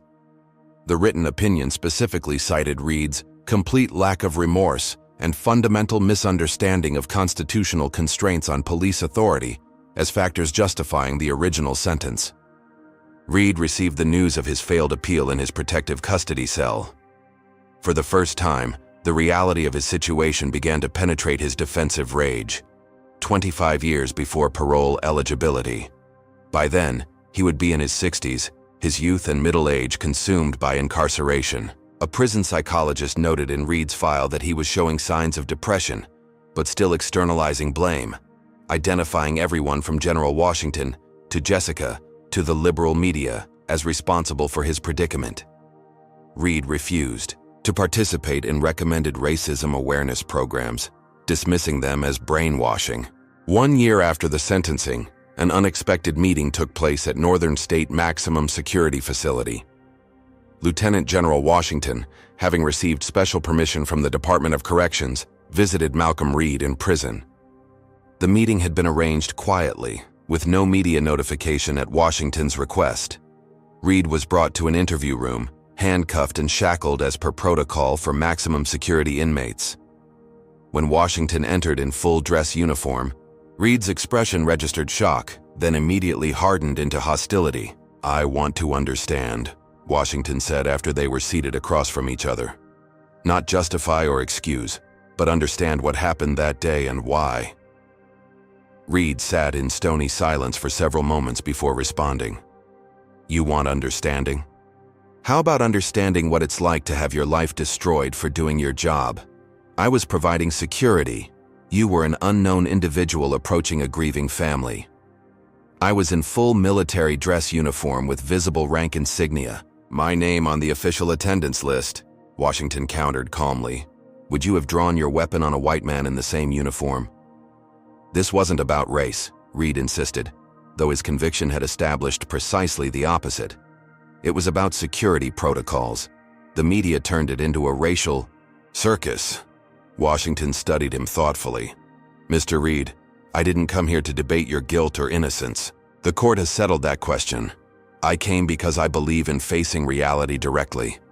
And the reality is that what happened between us that day at Arlington reflects a divide in our society that has destroyed your life and impacted mine." "Impacted yours?" Reed scoffed. "You're a hero now. Probably got another star out of this." "I never wanted to be known for having a gun pointed at me," Washington said quietly. "I wanted to be known for my service, my leadership, the missions accomplished under my command. Instead, I've become a symbol in a culture war I never enlisted to fight." The conversation continued for nearly an hour, neither man truly reaching the other, but each gaining insight into perspectives they had previously only imagined. Washington departed with a clearer understanding of how deeply Reed's worldview had been shaped by an us versus them mentality that placed racial identity above all other factors. Reed remained in his hardened perspective, but the visit disturbed him in ways he couldn't immediately articulate. In the days that followed, he found himself replaying the conversation, particularly Washington's parting words. "We both wore uniforms meant to serve the same Constitution, the same people. Where did your oath and mine diverge?" For Washington, the visit provided a kind of closure, not reconciliation, but confirmation that Reed's actions had indeed been driven by the bias established at trial. He had harbored a small hope that Reed might have developed some insight during his incarceration, some recognition of the damage his prejudice had caused. Instead, he found a man still imprisoned by his biases even more than by his cell. As the one-year mark of the verdict passed, the case's legacy continued to evolve. The Virginia State Police had implemented comprehensive reforms, including enhanced bias training, civilian oversight boards, and streamlined complaint procedures. The Reed regulations, as they became known informally, were being adopted by departments nationwide. Kevin Sullivan's training program had expanded into a national consultancy, working with both police departments and community organizations to bridge divides and develop accountability systems. The blue wall of silence that had initially ostracized him had begun to crack, with more officers recognizing that true loyalty to the badge meant upholding its integrity, not protecting its abuses. Jessica Reed, now using her maiden name Jessica Lawton, had relocated to another state and begun building a new life. She occasionally spoke to support groups for family members who had discovered loved ones involved in extremist ideologies, sharing her experiences of gradual realization and the difficult decision to testify. The hardest part wasn't facing Malcolm in court, she told one group. It was facing myself and acknowledging how much I had chosen not to see over the years. There were so many warning signs, so many moments when I could have spoken up or left. That burden of complicity is something I still carry. Lieutenant General Washington received his 4th star, promoted to full general in recognition of his distinguished service record and leadership of the military's equity initiatives. At the promotion ceremony, he acknowledged the Reed case, briefly but powerfully. The uniform I wear represents not just military authority, but a commitment to constitutional principles, including equal protection under law, Washington said. That commitment transcends rank, race, or personal experience. It's a covenant with every American citizen, one I'm proud to uphold with this 4th star, as I was with none. The most profound and lasting impacts of the case played out in quiet, individual reckonings, police officers examining their own biases and practices, military personnel reflecting on their experiences within and outside their uniforms, citizens considering the social contract between those granted authority and those subject to it.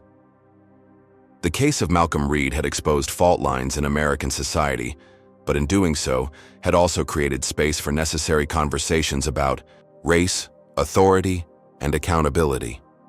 The painful process had not healed these divisions, but had made them visible in ways that could no longer be denied or dismissed. And in a maximum security cell, Malcolm Reed continued serving his sentence, still viewing himself as a victim of political correctness rather than the perpetrator of bias-motivated assault. His worldview remained largely intact, but in unguarded moments, Washington's question would return to him. Where did your oath and mine diverge? It was a question without a comfortable answer, especially in the solitude of a cell where external targets for blame grew increasingly insufficient to explain the ruins of his life. The Reed case teaches us that unchecked bias can corrupt even those sworn to uphold justice. When authority is exercised through the filter of prejudice, no credential, not even a general's stars, can override racial perception. True accountability requires breaking the protective silence that allows bias to flourish within institutions. As shown through Jessica's painful journey, enabling harmful beliefs out of loyalty only postpones inevitable consequences. Washington's dignity demonstrates that excellence can withstand prejudice, but shouldn't have to. Sullivan's transformation reveals that real loyalty means upholding integrity, not covering misconduct. Systemic change comes through individual courage, the willingness to speak uncomfortable truths, face personal failings, and demand better from ourselves and our institutions. Most importantly, the uniform, whether military or police, represents constitutional principles that must transcend racial division. When we fail this ideal, we betray not just individuals, but the foundational promise of equal justice under law. What do you think about accountability in our justice system? Should officers who abuse their power face the same consequences as civilians, or should their service be considered a mitigating factor? Comment below with your thoughts. If you believe this story highlights important issues about racial bias and accountability, please like and subscribe to support more content that examines these complex issues. Share this video with someone who might gain a new perspective from hearing about General Washington's dignity in the face of discrimination. Thank you for joining me on this journey through a difficult but necessary conversation about race, power, and justice in America.